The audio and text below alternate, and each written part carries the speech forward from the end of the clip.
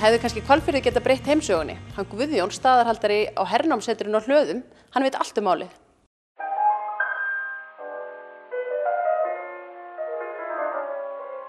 Guðjón var staðráðinn í að blása lífi í félagsheimilega Hlöðum í Hvalfirði og þó að staðurinn láti kannski lítið fyrir sér fara, séð frá veginum, opnast þar heill heimur þegar nær komið.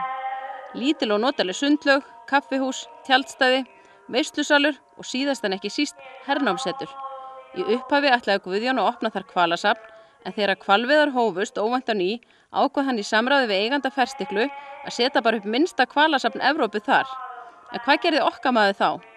Og þá var svona úr vönd að velja hvað ég ætti að, hvaða sögu ég ætti að segja, og þá myndi ég eftir því að þegar ég fór í sveit hér í gamla daga Norðurland, þá keyrðum við hér Hvalfjörðinn og foreldrar mínir töluðu hérna hernámið og amma talaði hernámið líka og hérna hafði nú alltaf horfnum sér reyndar og þá fór ég að hugsa hvort að ég ætti að segja þá sögu og byrjaði mjög smátt. Þá byrjaði ég hérna upp á barpallinum og á endavegnum og hérna var með nokkra myndir og nokkra hluti sem ég hafði keypt og hérna og svo hefur þetta stakkað eins og það er orðið núna og hérna og allar engan enda að taka. Og það græðir svolítið safnið á því að þú ert hvað menntaður leikmyndahönnuður? Ég er ekki menntaður leikmyndahönnuður en ég er búinn að vinna við leikmyndir tengdu í 22 ár. Þannig að hérna bæði frá því að búa til props og sjá propsmuni og leikmyndir og annað slíkt sko. Þannig að hérna þetta, og svo er ég með króníska söfnunar áráttu. Þannig að hérna ég fæ gríðarlega útrás fyrir þessa hluti hér og mér leiðist þetta ekki sko. Og svo er þetta náttúrulega sko, við eigum sem sagt svona, það eru einkasafnarar. Þeir eru svona 10-15 kannski á landinu og eiga gríðarlega mikið magn og við megum vera þakklátt fyrir að þeir kaupa inn allt það sem íslenskt sem hefur farið úr landi og hérna ef allir þessir aðilar myndu setja helmingin af því sem þeir eiga í eitt púkka þá ættum við stærsta safn í Evrópu og gætum gert alveg gríðarlega stóra hluti. Hins vegar þeir hlutir sem hafa komið hér inn á safnið berast mikið frá eldra fólki sem kemur og sækir safnið og veit þá af einhverjum gömlum hlutum í hérna geymslum og öðru slíku og ég hef verið duglegur að hérna sækja það því að það fólk er fullvisst að sitt fólk myndi fleygja því og ekki bera virðingu fyrir að þetta væri einhver verðmæti. Þannig að ef einhver er þarna úti og á dót, ekki drasl, að þá henda því í mig sko. Alveg sama hversu smálegt það er sko. Ertu stundum að fá einhverja afkomendur þeirra hermanna sem hafa dvalið hér? Eða? Já, eftir að sko safni hefur svona stabiliserað sem safn. Þetta reyndar heitir hernámssetur en ekki safn. En þá hafa komið hér útlendingar, ættingjar og hérna og verið að vísitera hér Hvalfjörðinn því að Hvalfjörður er kannski sá síðasti staður sem ættingjarnir fóru frá. Þannig að áður en þeir lentu í votri gröf því að hér snerist þetta siglingar bandamanna, Breta og Bandaríkjamanna frá Hvalfirði, norður fyrir land, norður Íshaf og til Núrmanski Rússlandi til að hjálpa Rússum að berja aftur Þjóðverja.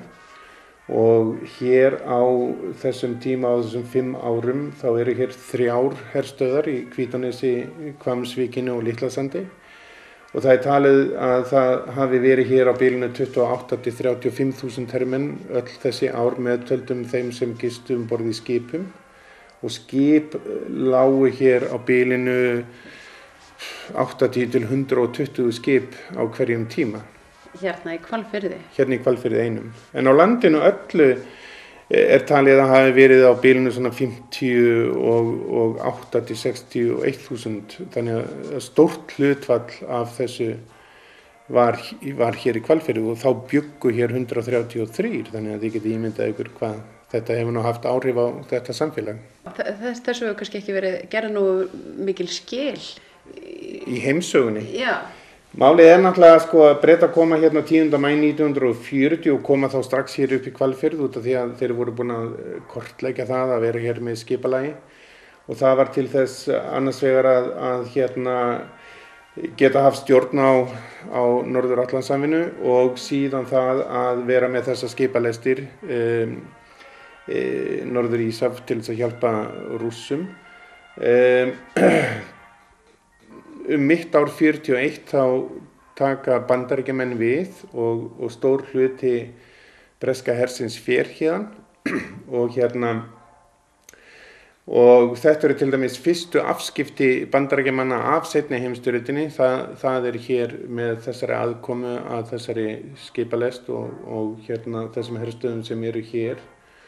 Og til dæmis sko fyrsti dátinn í seinni heimsstyrjöldinni deyr hér í Hvalfirði eða hér á Íslandi. Þannig að þeir eiga mjög ríka og sterka sögu hérna sko.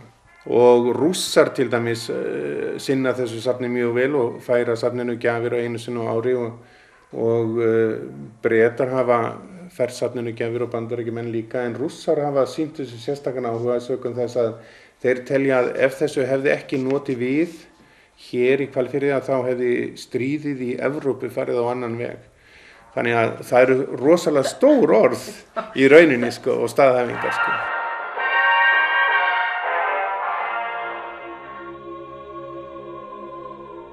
Maður þarf ekki nema partúdegi til að hrífast með og af henni Portu vinkon okkar í Stykkishólmi. Í nafni föðurins og sonarins og hins heilaga anda. Hvað heitir reglan sem hérna í Stykkishólmi? Það heitir Þernur drottins og María mey frá Matara. Og það Matara lítil þorp í Argentínu, þar sem þessi kross kemur frá. Og hér Jesús Kristur og María frá Matara, það krossum frá Matara. Já. Og á Íslandi við erum kallaðar Maríu systur vegna þess að við erum allar Maríur. Heitið þið Maríur eða já? Við fáum ný nöfn þegar við göngum í klaustri. Já, klaustrið? Já. Hvað ertu búin að vera lengi á Íslandi? Það verður 5 ár í september. Okay. Og þú kannt betri íslensku en ég? Hvernig fer það þessu? En hvaðan kemurðu? Ég kem frá Bandaríkjunum. Og hvernig vildi það til að þú gerðist nunna? Hvernig var það að ég verði nunna? Já, er það svona lífssýn eða eitthvað gildi eða langaði þér bara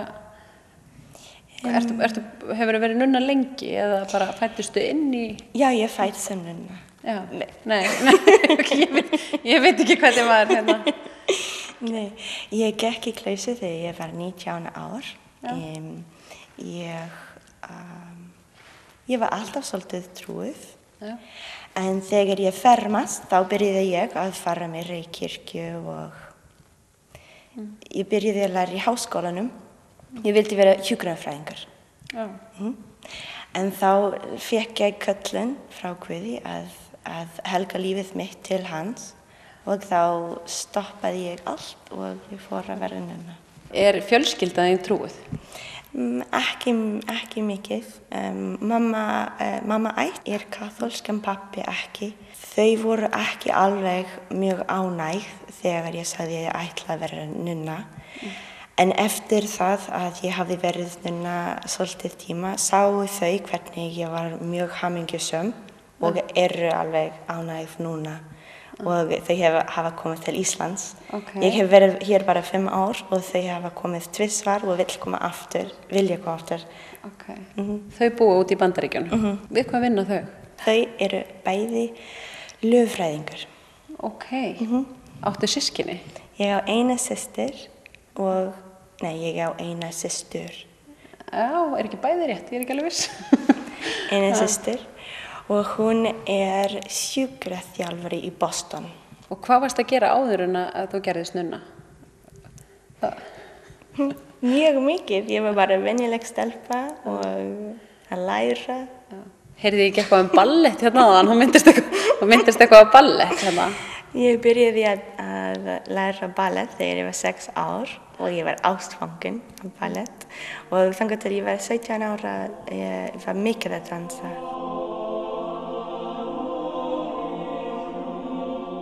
Þið eru með öflugt barnastarf, eða ekki? Og hvað gerið þið meira hérna?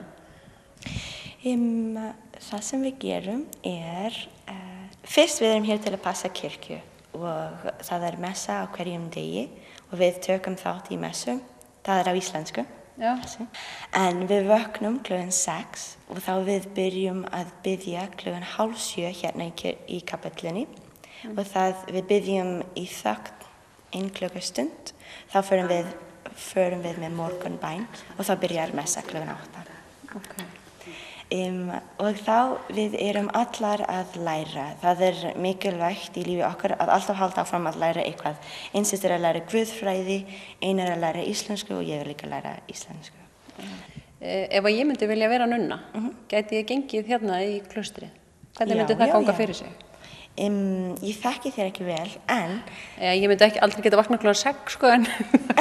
Það? Við getum breytt því, það ekki nauðsynlegt.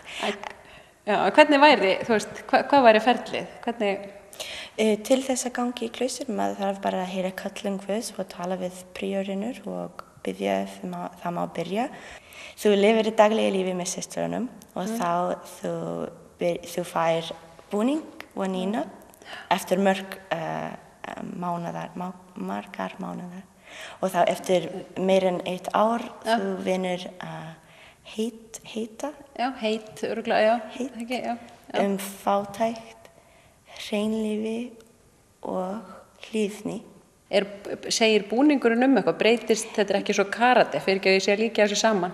Bætist eitthvað við eftir þú ert búin að vera lengi? Fyrst þú fær hvít, blæja, já. Og þá þegar þú vinnur fyrsta heit, þú fær blá. Já. Og þá eftir maður þarf að vinna heita bara fyrir 1 ár.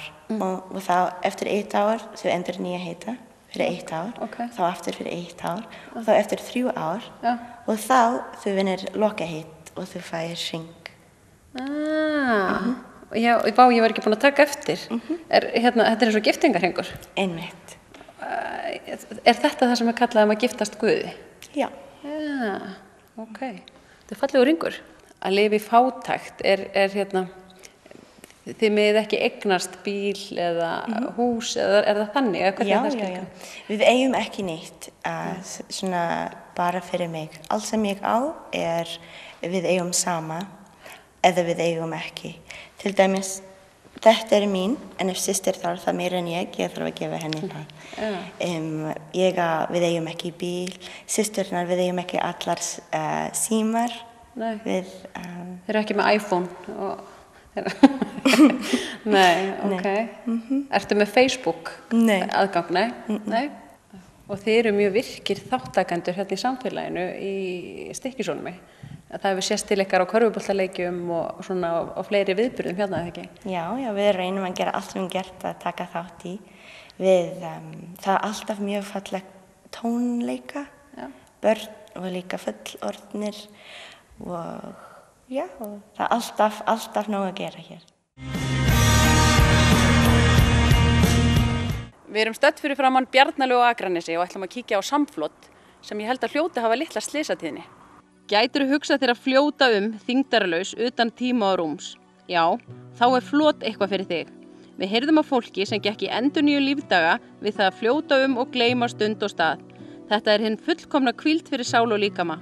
Mér hreinlega urðum að fá að prófa þetta. Loksins komin íþrótt sem ég geti hugsað mér að verða atvinnumanneskja í. Hvað samflot? Hvaðan þetta komið og hver ávinningurinn? Hún heitir Unnur Valdís sem hannaði settin, flothettuna og flotið sem fer á fæturnar. Þetta alíslensk hönnun og að ryðja sér undir rúms á landinu, byrjaði hægt og rólega en nú erum við svona að taka við okkur. Og þetta bara eitthvað svona dásamleg stund sem að fólk á hér í lauginni saman með öðrum. Við erum félagsverur og það var það sem hún sá svona líka þegar hún byrjaði. Hún bjóði þetta til en svo verðum við að búa til samfélagið og það það sem svona að verða til í kringum landið og þetta sprettur bara upp í laugum landsins. Hvað ráðleggur fólki áður en að fyrir honni? Áður en fólk kemur að það var ágætt að fara svona yfir nokkur atriði. Meðal annars það að við þurfum að gera ákveðin samning við okkur sjálf. Við munum rekast utan í aðra og aðrir munu rekast utan í þig. Og þetta eitthvað sem við þurfum svona bara að reyna að útiloka. Fyrir suma tekur þetta nokkur skipti og fyrir aðra skiptir þetta engu máli. En til þess að við náum sem bestu slökun og sem bestu floti að þá best bara að reyna að láta þetta flakka. Það skiptir ekki máli. Það voru einhverjir áðan sem töluðum að fyrsti tíminn fór svona í að slaka, sem sagt að læra að slaka og næsta tíma þá bara stinsa á fólk. En náði svona einhverju dýpri slökun? Já, þessari djúpslökun. Já, það það sem við stefnum að maður nái þessari djúpslökun og aftur þá getur það tekið smá tíma. En fyrst og fremst það bara að vera hér og nú á þessum stað. Þetta mín stund. Eitthvað misjátt? Nú geta sumir flotið en aðrir ekki. Hver er munurinn? Já, það misjátt floti í okkur og það alveg sannað. En sum okkar geta flotið án nokkur að græja og ég get það til dæmis, ég tel mig geta það. Ég þarf hins vegar að hafa eins fyrir því. Ég þarf að einbeita mér svo mikið að því að fljóta. Þegar ég kom með settið á mig, þá get ég alveg gleymt mér. Og það sem við viljum helst ná fram, þessi bara að týna tímanum og gleyma sér og vera. Það það sem við erum að leita eftir. Já, þessari djúpslökun sem heyrist fólk ná sem jaðra við svefni alveg. Að þú nærð henni með þessari hjálpargræði. Við viljum ekkert endilega að fólk sofni, það ekki endilega besta slökunin, en sé svona við það og týni tímanum. Já, gleymi sér. Já. Þetta í fyrsta skipti sem þú kemur? Já. Og hvernig var upplifun þín af þessu samfloti? Mér finnst þetta bara yndislegt. Maður liggur og hlustar á tónlist svona í gegnum svona þykkan skráp og svona á hjartaði sjálfum sér slá í takt og slakar á bara. Og náður því alveg svona í fyrsta skipti? Já, mér finnst þetta bara mjög notalegt. Ég bý nú kannski að því að hafa eftir sund í mörg ár, þannig að mér líður afskaplega vel í vatni. Ekkert óþægilegt að sé svona margir onni? Nei, það truflaði mig ekki. Systir mér var líka fljóta sko. Ég hugsaði bara alltaf, já, þetta Jóna. Það ég rakst utan ykkur, þannig að þá var þetta bara óskup notalegt sko. Heldur þú komir áttur? Alveg, pottþétt. Þú ert ekki að koma hérna í fyrsta skipti eða það? Nei, alls ekki. Nei, ertu búin að vera með frá byrjun? Nánast, já. Og þú sagði mér áðan að þú verður að vinna í Hafnarfirði? Já. Keyrir heim? Já. Fínt að enda daginn? Fínt að enda daginn hérna. Já. Bara svo bara heim og sofa. Og nærðu alveg slökun? Já, ég má segja það. Já. Jafnvel bara svefni eða? Já, oftast. Sofnaði, þetta svona 10 mínútur, korter. Já, búin að fljóta í 10 mínútur og sofna þá? Já, sofnaði. Já. Hrikalega notalegt. Þetta öðruvísi svefn, heldur en svona? Já, maður svona, ekki endilega alveg steinsofandi, en svona maður veit af sér og svona ruggar aðeins og hreyfing á vatninu. Hvernig nærðu að slaka? Nú get ég ímyndað mér eftir erilsaman dag í rafvirkjun, kemur keyrið tilbaka, hendir í laugina. Skutla mér í laugina og svo bara loka maður augunum og þetta bara eins og verið á sálfræðing. Lætur flotið? Maður lætur bara allt gossa og endur nærist bara einhvern veginn. Það svolítið þjálfun sko, að segja sjálfum sér að slaka á og byrja bara í tánum og segja vöðvunum að slaka á og vinna þessu upp. Getur þú hugsað að keppa í þessu? Já, tímalaust. Þetta keppnisíþrótt? Já, alveg. Hver sefur lengst.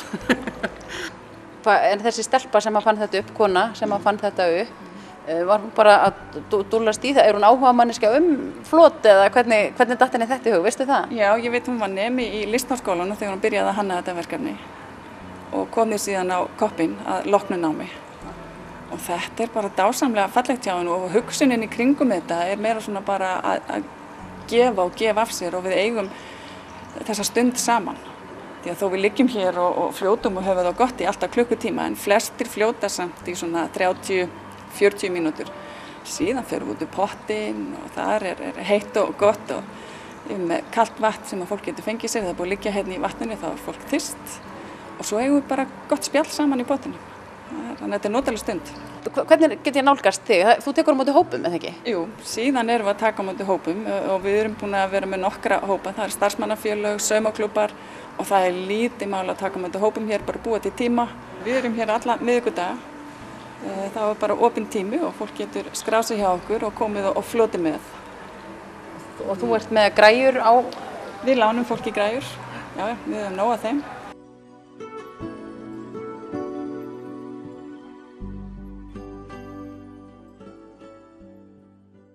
Lifið, elskið og njótið eru einkunnarorð kaffikyrðar í Borgarnesi sem er fjölskyldurekin blóma- og gjafavörubúð, kaffihús og heimagisting.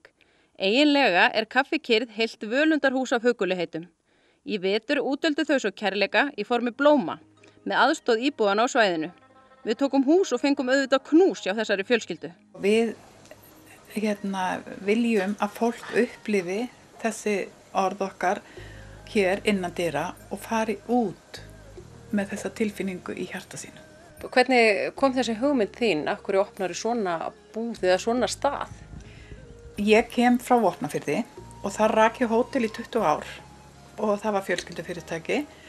Síðan misti ég það og ég flyt hingað fyrir 15 árum síðan og ég ætlaði aldrei aftur í rekstur en verð svo heppin að kynnast þessu manni og að vel athuguðu máli þá hugsaði ég þetta er kannski allt í lagi að fara í hjónaband með honum og maður reykur náttúrulega ekki í annað hjónaband eins og kjánin, maður vita að maður hafi eitthvað í höndunum. Þarna var ég komið með smið, húsasmíðameistara sem átti tvíburabróður sem var rafvirkja, hann átti bróðir sem er eiginlega húsasmíðameistari líka og svona hagkvæmt að hafa þessa fjölskyldu svona bakvið því að þetta var akkurat sem ég vantaði. Og fyrir utan það að Unnsteinn er ákaflega góður maður, svo ég bara dreif í annað hjónaband. Svo gerist það að hann gleymir að gefa mér blóm eitt konudag og hann ákveði það í annað þar af þeirri reynslu að hann gaf mér heila blómabúð þegar Halldóra seldi. Auðvitað, maður bætir upp fyrir svona mistök bara með blómabúð, það er ekkert minna. Sjálfsagt. En þegar ég var 20 þá fór ég í stóra ferð, svo ég kom undan beljunni að því ég var bara fædd og uppalinn og opna fyrir sveit. Ég fer 20 í langt ferðalag og þar á með til Tælands og Indlands og í viku á hverjum stað. Þar heillaðist ég af þessum kærleik og þessari auðmýkt og allt sem að fólkið gaf og gerði. Og ég hugsaði með mér, hvað mig langar einhvern tíma að setja upp svona stað heima á Íslandi, hvar sem ég er. Og þannig þetta hús virðist bara hafa verið beðið eftir mér. Og þannig ég að upplifa þennan gamla draum. Sá pallinn áðan, hann er smíðaður úr hverju? Hann er smíðaður úr rafmagnsrúllum og undirstöður eitthvað rafmagnsstöðrar og fleira. Og það sem kemur innan á hann er lerki úr Hallastað. Svo er aftur greni utan sem kemur fram úr Skorradal. Þetta var geysi mikil vinna. Við réðumst í þetta bræðurnir 3. Við vorum með svo litli strákar, við vorum með gröfu og vörubíl og grófum fyrir bara einn laugardagsmorgun og svo þráaðist ég við að smíða þennan pall í fyrra sumar Hann var ekki klár fyrir bara í fyrra haust. En verður mikið notaður í sumar. Leyfðu mér að hafa augað, hafðu hamarinn.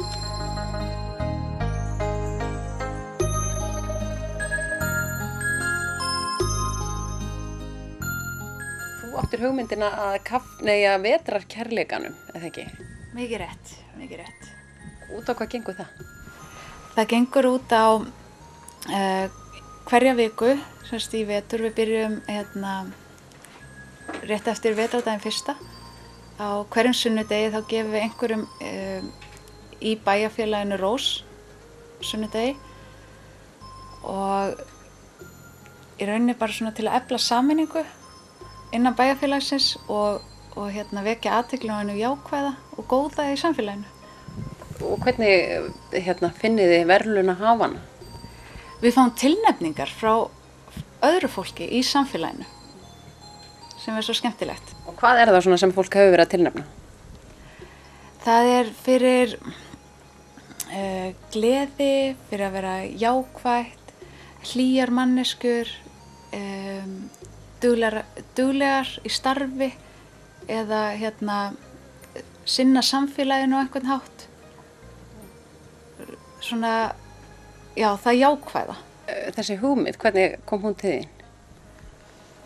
Hún kom, þetta bara svona hugmynd sem allt í einu kom, ég vildi gera eitthvað, en náttúrulega búin að vera við erum búin að vera með blómabúðinni í svo mörg ár og þá maður búin að senda blóm töluvert, fara með heimsendingar til fólks og það svo skemmtilegt að sjá gleðina í augunum á fólki þegar það fær blóm.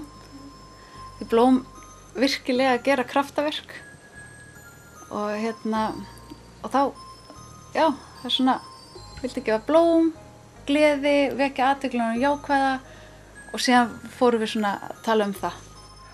Og þetta hefur vakið verðskulda athygli hérna í samfélaginu? Já, og það það sem það besta. Þegar maður heyrir fólk bara tala um það góða í öðru fólki.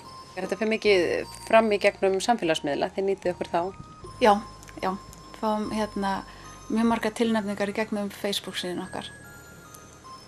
Og svo skellir svo mynd af verðlaunahafanum, eða ekki, þegar hann kominn óvænt með rós í hendur? Já, alltaf og bæjarfélagið býður spennt á sunnudagskvöldum. Og núna síðustu rósarhafar, það var eitthvað fjöldi manns? Já, við vorum búin að fá margar tilnefningar starfsfólki á dvalarheimilinu. Þannig við ákveðum bara svona ljúka sem með stæl og taka bara í heild sinni yfir starfsfólkið sem vinnur mjög fallegt og gott starf þar. Verður framhald á, nú vetrarrósin komin í sumarfrí, þegar ekki með vetur aftur, framhald á þessu? Það mjög líklegt að það verði, já. Leið og við kveðjum ykkur hérna frá Kaffi Kyrrð í Borgarnesi, ætlum við að gefa ykkur kærleiksrósina í þessari viku, svo sjáum við ykkur bara á mánudaginn næsta klukkan 8. Enginn veit fyrr en reynir á hvort vini áttu þá fyrir heit gleymast á furðu fljótt þegar fellur á niðdim nótt. Já, sagt að